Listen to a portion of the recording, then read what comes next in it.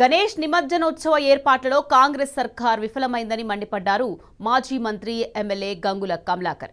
కరీంనగర్ జిల్లా చింతకుంటలో వినాయక నిమజ్జనం చేసే ఎస్ఆర్ఎస్పీ కెనాల్ వద్ద ఏర్పాట్లను గంగుల కమలాకర్ పరిశీలించారు.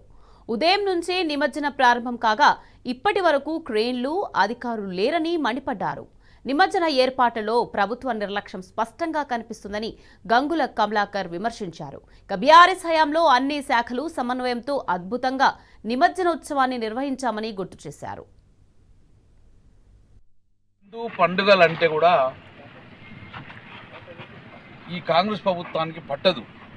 దాని నిదర్శనమే రేపు కరీంనగర్లో వినాయక నిమజ్జనం.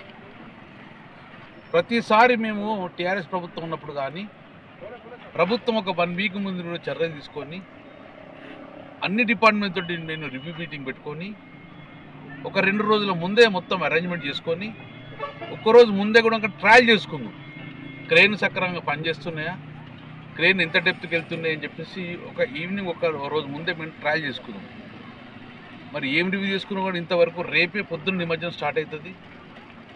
రేపు చిన్న చిన్న కాలనీ వాళ్ళందరూ రేపు మార్నింగ్ నుంచి నిమజ్జనం స్టార్ట్ చేస్తారు. కానీ ఇక్కడ ఇప్పటి వరకు కూడా ఒక అధికారం లేడు, ఒక క్రేన్ రాలేదు, ఒక అరేంజ్మెంట్స్ లేదు. నేను చెప్పాను నాకు అరేంజ్మెంట్ చేసుకుందాను, నేను ఎమ్మెల్యేగా నేను వస్తున్నా అని చెప్తాడంగా ఇక్కడ అధికారులే కనబడదు. ఇంతవరకు లైట్లు పెట్టలే. మరి లైట్లు ఈ నైటే కదా వెలుగుతాయో లేదు తెలుసుకునేది. రేపు నైట్లో మళ్ళీ నిమజ్జనం కాడ ఎప్పుడు టెస్ట్ చేస్తున్నాం.